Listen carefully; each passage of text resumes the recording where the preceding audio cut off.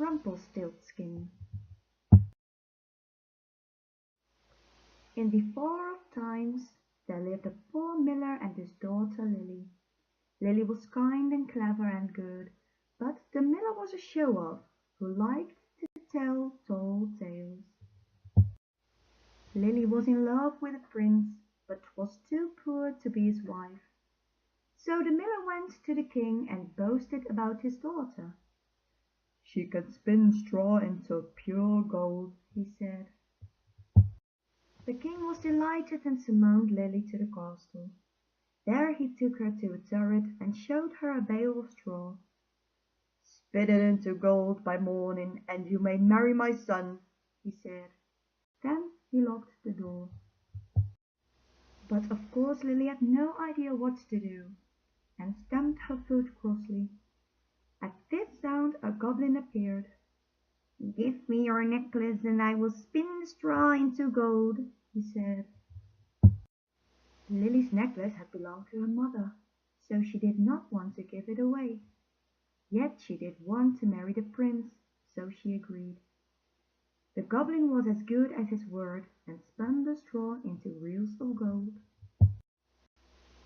The king was pleased, but he was also greedy. He took Lily to another turret with 2 bales of straw. "Spin it into gold by morning, and you may marry my son," he said. Then he locked the door. Again Lily stamped her foot, and again the goblin appeared. "Give me your ring, and I will spin the straw into gold for you," he said. Lily gave him the ring, and the goblin spun the straw into reels of gold. The king smiled when he saw the gold, but it made him greedier still. He took Lily to another turret with 3 bales of straw. "Spin it into gold by morning, and you may marry my son," he said. Then he locked the door. Again Lily stamped her foot, and again the goblin appeared. "I have nothing left to give you," she said, "but I need your help." So the goblin thought and replied, "Give me your first child, and I will spin the straw into gold." Lily, who did not much care for babies, agreed, and the goblin spun the straw into reels of gold. This time the king kept his word, and Lily married the prince. The years passed, and in her happiness Lily forgot that she did not much care for babies.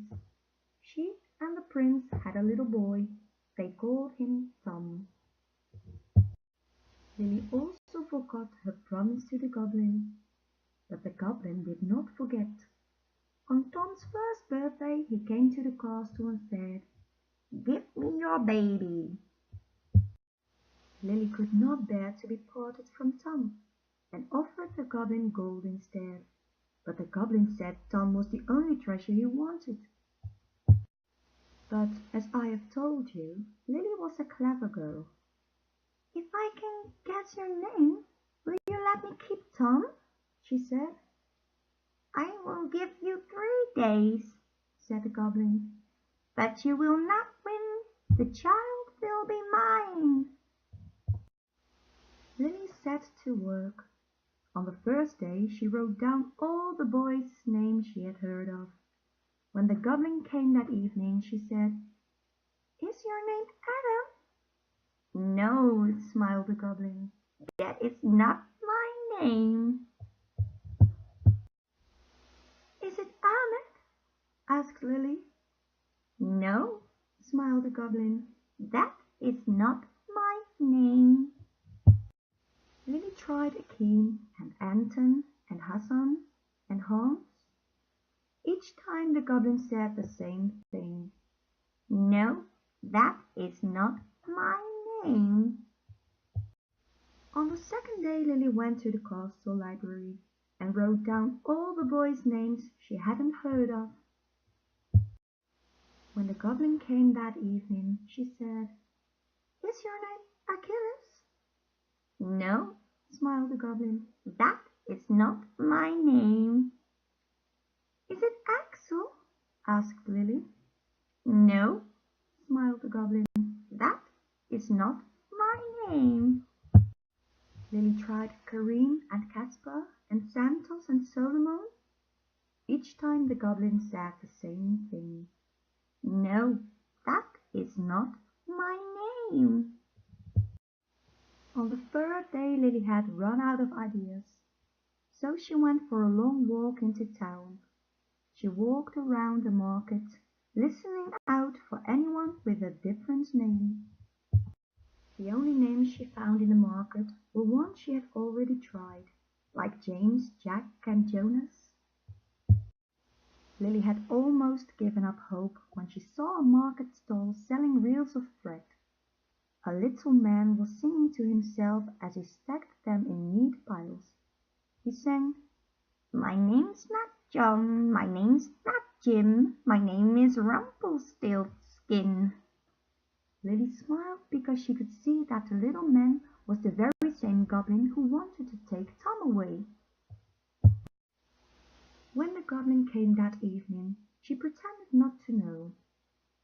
"Is your name Gumboot?" she said. "No," smiled the goblin, "that is not my name." "Is it Marmalade?" asked Lily.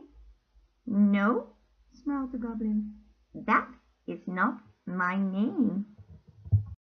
Lily tried Slurp and Squelch and Mutton and Tintin, but each time the goblin said the same thing. "No, that is not my name."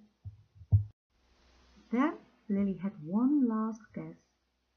"Is your name Rumpelstiltskin?" she asked. The goblin stamped his foot so hard it went through the floor. He pulled with all his might, but he was stuck fast. Lily offered to help him as long as he vanished forever. The angry goblin disappeared. Tom stayed in the castle with Lily and the prince.